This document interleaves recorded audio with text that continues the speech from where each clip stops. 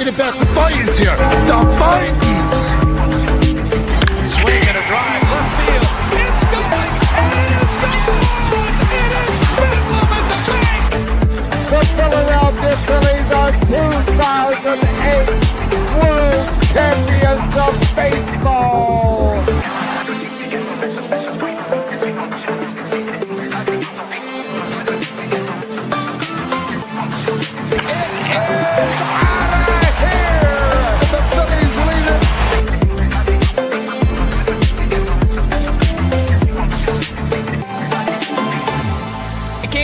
Podcast right here. You already know. Go fucking subscribe. You are now listening to the 302 Birds Phillies postgame show with KJ McCoy, Ballpark Tommy, Dalton and Fratty. Proudly powered by TickPick. Check out the link in the bio for $10 off your first order today. Let's take it to the show. Bang! There it is, Phillies fans. Phillies take home the W 11-9. Frat, FYI, we can't see you, brother. I don't know what's going on with the camera. But Philadelphia Phillies take the W against the Washington Nationals. What an exciting game. A lot of ups, a lot of downs, a lot of good things. I mean, Fratty, what were your thoughts on it? I'm glad to see you here, man.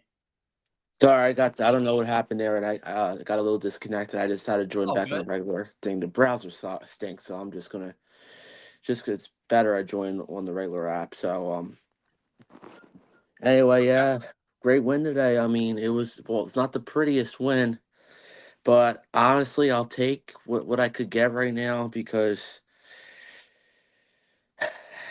I expected this team to go. I think I said we were going 6-4 on this road trip. I remember mentioning about 6-4 a while ago, and we went 6-4 on this road trip. We had a winning road trip. We split the series.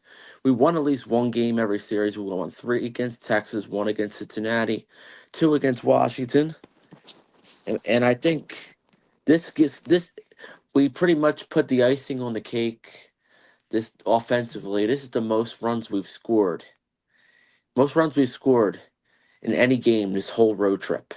11. This is up here. We started off with a bang and we ended the road trip with a bang offensively. So, yeah, and it was a good way to end the road trip. They needed this win to help their confidence level. I think they needed this win to bounce back in a lot of different ways. Somebody who specifically needed this win and needed this game was Alec Bohm, coming back, Bohm or Homer, in his first game back. What were your thoughts on this, Fratty? How exciting was it to see Alec Bohm crank one in his first game back?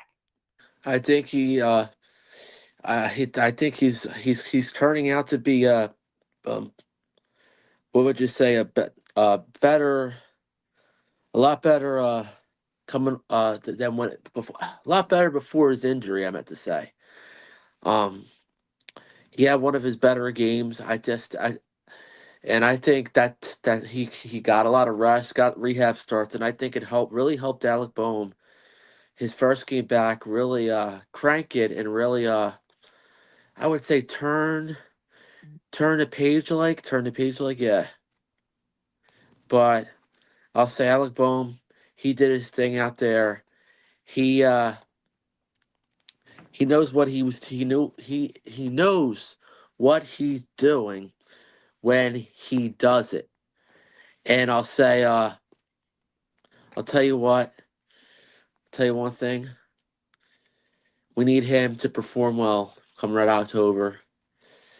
Because outside of him, Harper and Schwarber, I don't know. Everybody else I'm a little shaky with Bryson Scott, Braden Marsh. We'll see.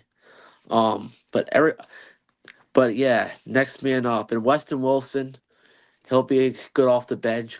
I think he'll be on the October roster. He's been playing good lately. But anyway, I have nothing else to say. No other complaints from Bohm. I'm just a little mad at the pitcher tried to hit him.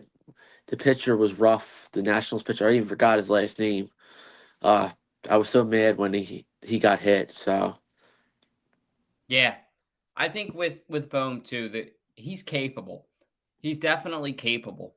He's a great player. And like you said, it helped him kind of turn a page from not just a frustrating level, but also I think a level of where mentally he wasn't batting with that confidence that he should be. When he's clear-headed at the plate, he's dangerous. When he's all, scatterbrained up there, he's not himself.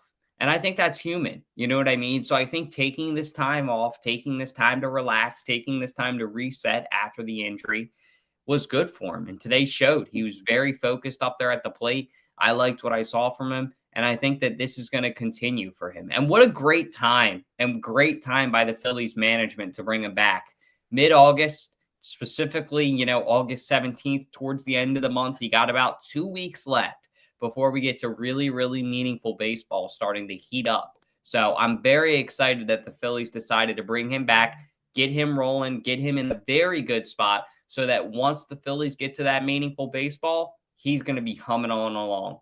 Somebody that also turned the page, as you said beautifully, Fratty, was our guy, Nick Castellanos. Now, look, I want to be clear about this. I was one of the ones to talk smack on Casty saying, dude, what are you doing? Because realistically, in his past 20 games, 15 games, 10 games, 5 games, whatever stretch you want to look at, he doesn't have the best batting average. We know he's capable of more and better. The past month for him hasn't been the best. But like any baseball player after the All-Star break, Nick Castellanos knows when to crank it up a little bit, and he hits the home run today. I think it's going to continue for him too. I think this baseball team is going to start to hit a stride now, Fratty. I really do. I think this next series against the Mariners, right? The Mariners, who we got they're going to show us, the fans, that they're convincing. I hear what you're saying in the comments, Broad, about, even though we won 11-9, feels like we got crushed. I get that. There were a lot of flaws in today's game. You know what I mean? And it shouldn't have been a nail-biting finish. And like KJ said, but a win's a win. And I definitely agree with that. But I think that overall, they got the job done. They knew when to put it together today. And I think that once we get to October, once we get to September, really right now, these guys are understanding, hey, this isn't just a game. This is extremely meaningful baseball. Every single win stacks up here at the end, and it matters. Oh, yeah. Before I get to Casty, not going to lie, going off your point about more meaningful baseball coming up, I'm really looking forward. I know last couple of years I've worked at CBP. I'm really looking forward to experiencing September baseball as a fan this year, because years ago when I was a fan before I worked at CPP, September baseball wasn't exciting at all. Now, the couple games right now, I'll tell my fans real quick. Only games I'm planning to go to the rest of the season are September 12th and 27th, but it could be tentative for the rest of the month when you can find me. So we'll see about that. But getting to Castellanos, shout out to Broad Street Sports. I know, and shout out to all the people who said he should have a day off, because think about one thing. He is going to get one day off the rest of this month, Casty. And I know he cranked one today, and I get it was about time he was due for that. But getting to my point about Castellanos with rest, I always want to talk about that because I have nothing much complaints on him. He cranked one, but getting back to the resting that everybody was talking about earlier before he showed out. This man, like the announcer said, and I think he mentioned something about him having a day off at the end of the month. He'll get one day off because think about it. The Phillies only have one day off the rest of this month. And I expect possibly, if not either one of the games this homestand or one of the games against the Braves, Nick Castellanos will most likely get a day off. It's coming soon. No matter what, you have to have a day off of rest, because you think about it. You got to keep your guys fresh because baseball's such a long season. I know we have some days off in September, but he needs he needs at least more than one day off between now and Labor Day. I think I think resting some key guys and resting Castellanos a couple of days may benefit him, like between now and Labor Day, between that automatic day off. But that's all I have to say about that. Yeah, I like the idea of resting him too. I think that it's showing right now is a good time to rest these guys. They've been playing pretty much every day, if not damn near every day, since March. That's going to take a toll on the body. You know what I mean? We're right around that 6-month fresh threshold where these guys have been doing this every day for 6 months, being away from their families for 6 months. Now, I know that they also have the homestead and they're about to have one. But at the end of the day, the Phillies need to treat their players also like with some kind of longevity. You want to have a balance of not rushing them out there, but also keeping them playing well, like a well-oiled machine. You don't want to take them out too long. Like they were saying it on WIP today, and I definitely agree with that having the Phillies pitcher Duran come back today was actually a good thing because they'd rather see him out there than not out there. And I definitely agree with that. I think him being out there is a good thing for the Phillies. If he's saying he feels well, let him go out there. It's up to him. So if he feels up to par, let's see what happens.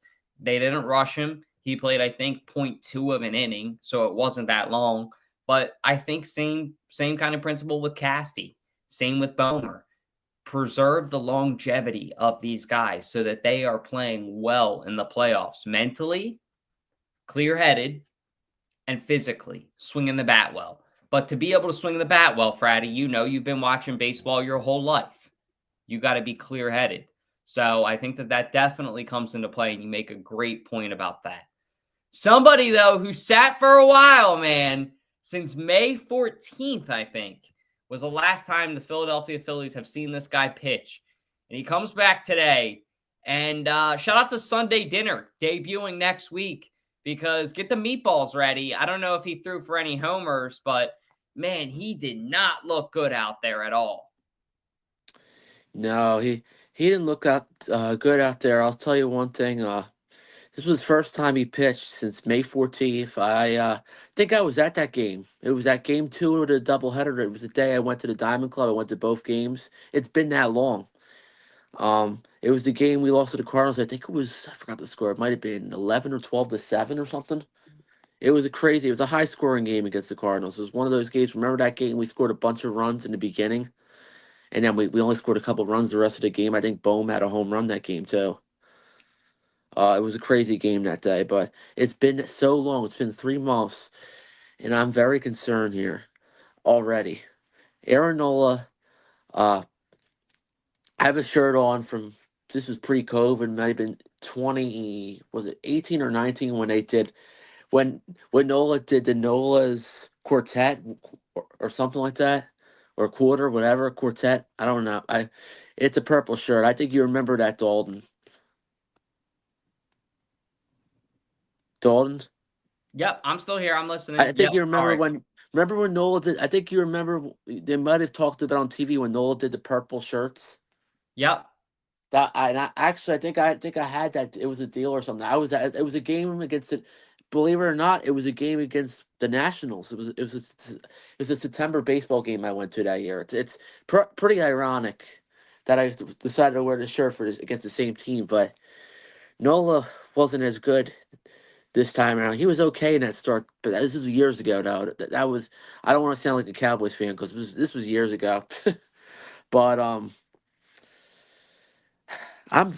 to be honest, and I know people are going to agree with me here. Aaron Nola should not be a starter in the postseason.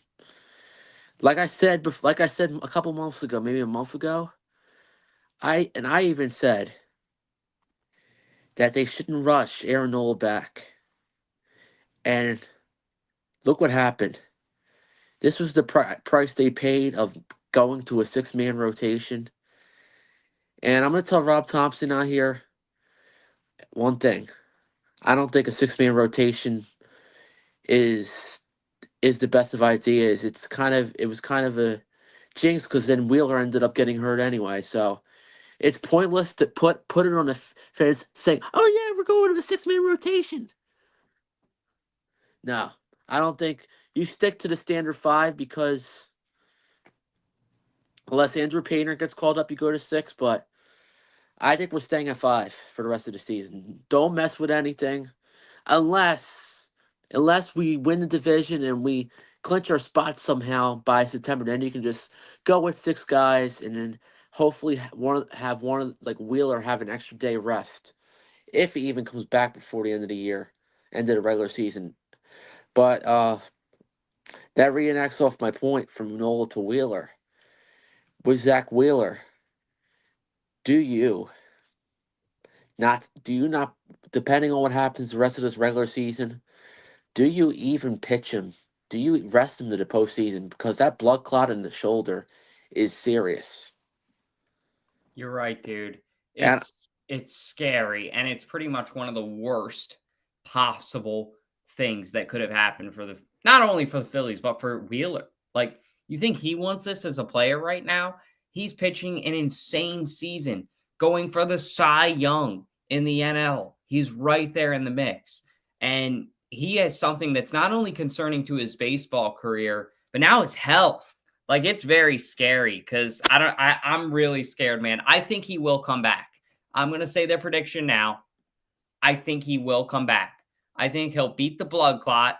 I think he'll get healthy. He's going to rehab like insane. And I think he's going to debut in a game late September, early October.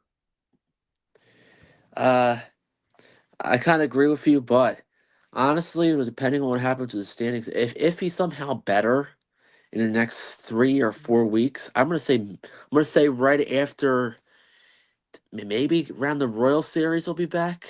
I'm thinking.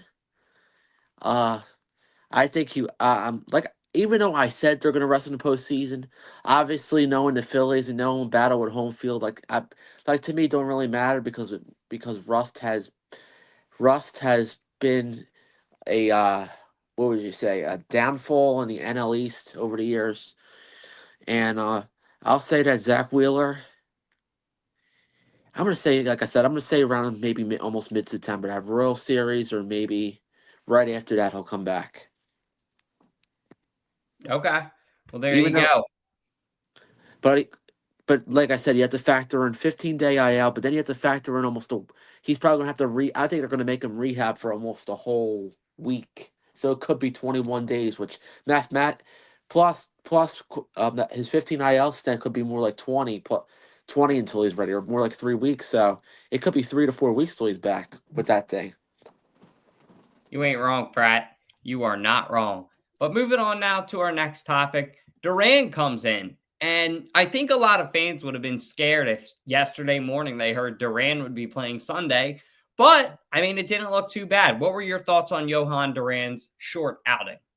Well, it was pretty good. I know he was looking a little shaky coming off that injury, but he didn't look bad at all. He's still, I think he's 5 for 5 or 6 for 6 for saves now. He hasn't blown one single save yet. I mean, the dude's unbelievable. I mean, unbelievable closer. But this reenacts off my points. I have no complaints with Durant, but to expand on this topic a little bit, this creates an interesting dynamic because to put a little bit of pressure off Durant the rest of this regular season, you know who can be your other closer? For the rest of the regular season, who's coming back, I think, in 2 days, couple days, 2 or 3 days. Jose Alvarado. He is coming back soon. Even though it may not be for the postseason, he could really help out Duran after getting hit hard. And he's okay now, but he can really help take pressure off of Jhoan Duran the rest of the regular season and close some games for the Phillies. I'm saying this. And I'm saying Jose Alvarado is going to prove a statement, and he's going to get a couple saves the rest of the year when Duran's not available. He's your second option. And I'm predicting Alvarado gets a save this week if Duran's not available. So that is my hot take, is what's going to happen there. I love it. Yeah, I think Duran has really showed for this Phillies team that he can be that guy. He can be reliable. The Phillies are going through a really wild time right now. And I think he knows that they don't need any more issues. They really don't. So him being out there playing good baseball today, I think should be a telltale sign to the Phillies that he is a team guy. He's locked in on the team, and I love that. Some other brand that's always locked in on the team, always looking out for the guys. I want to talk about my Frost Buddy, which I've been enjoying a ton. Let's kick it to a break. Yeah, bro. Well, just remember, Dallas sucks. Hey, can you pass me another beer? Yeah, I got you. No, I can't do a Surfside. It's got to be a beer. This cooler's a one size only. Sorry. Look at this. The Frost Buddy, man. You got to try this. Really? How's that work? Universal can cooler. It's a universal, you said? So basically, you can do any size can. Tall or skinny, I'm talking Surfsides, High Noons, beers, Miller Lights. You can even do Snapples and Gatorade bottles. Oh, dude. You gotta check this thing out. And of course, you could rock out with the best team in the MLB. Ring the bell, the Phils. Yeah, that thing looks fire. Go get one for yourself. Best team in the MLB. Make the Mets look like a bunch of babies. Cheers to Frost Buddy. I love this freaking thing.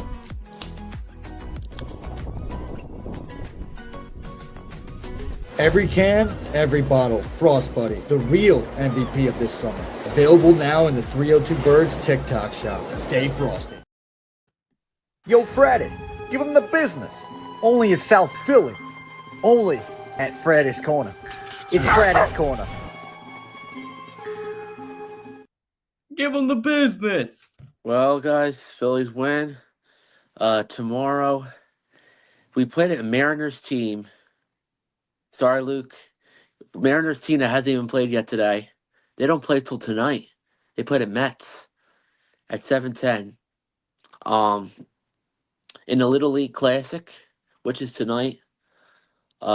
Should be interesting. I know probably I might tune into a little bit of that and a little bit of preseason football tonight. Bills and Bears at 8:00. But anyway, we got a 5.5 game lead over the Mets. Guess we kind of root for Seattle tonight, even we'll be on Luke's side. But tomorrow we're going to be on Luke's dark side. It's pretty crazy how we're kind of Seattle fans tonight, but yet tomorrow we're not Seattle fans. It's so weird how that works out. I think the Phillies have a good advantage tomorrow. Seattle be very tired. They have to travel by bus and get here overnight. Meanwhile, the Phillies will be long here already. They're probably on the way back to Philly right now as we're speaking. So the Phillies have a big advantage going into tomorrow. We'll rest. And Seattle might be a little jet lagged even though they're taking a bus. They might be bus lagged tomorrow. Sorry, Luke. Your team might be bus lagged. So, yeah. So looking ahead more, we got Seattle. We got the Washington Nationals. And then the day of, which is supposed to be our fantasy football draft, which is coming up. So as of right now, it's supposed to be next Monday. The New York Mets were playing that day, so pretty much our fantasy football draft might turn into a Philly/Mets watch party. So that should be a fun night, Monday night the 25th. So tune into that because it's gonna get very chippy that night. So yes, very very chippy for sure. Because I'll be, like I said, I'll be drafting. We'll be drafting while watching the Phillies and Mets game. So a lot of us. So that is true. Well, there you go. Tomorrow, 6:45 against the Mariners. It's a 6:45 start. I think the promotion. I don't usually say what the promotion is, but I'll say tomorrow's Oktoberfest, and anybody if Friday night, another announcement. Friday night, before I close out here, they're giving out City Edition bucket hats Friday night. I would definitely want to have one. I know as of right now I'm not scheduled to go, but tomorrow I'm to be determined if I go or not against Seattle. I would love to see Cal Riley, but we'll see. But anyway, we'll see you guys. I guess we'll see you guys as long as anything doesn't come up tomorrow night. Yep. Yes, we will. Well, thank you, Fratty, for being here. I appreciate the hell out of you. Other than that, if you guys haven't, be sure to like, comment, and subscribe. All those little things really help the channel a ton. I hope everybody has a great and safe night. Matt Coy will probably be on here tomorrow filling in for me. Just got a lot going on the channel with a couple new shows debuting and a couple other things, all good stuff. So stay tuned for more. But hopefully I'll be able to be here. If not, somebody will be here with Fratty tomorrow night to cover. If you guys don't, make sure to comment. Like I said, all those little things really help a ton. Star Wars letting us know that Nola is done. I don't know that I can say I disagree with that. I think you're right, man. But stay tuned for more to find out on a new episode of 302 Birds Phillies post-game show. Also want to give a huge thank you to Nick's Pizza for sponsoring the show. If you guys haven't, check them out in Wilmington, Delaware. They do pizza. They do pasta. They do sandwiches, fries. Anything you could want for game day, they do it. So go check them out today. But other than that, that's all I got. Let's go Phillies. The Vikings. Swing and a drive, left field. It's good. And it's gone. It is Bedlam at the bank. The Philadelphia Phillies are 2008 World Champions of Baseball.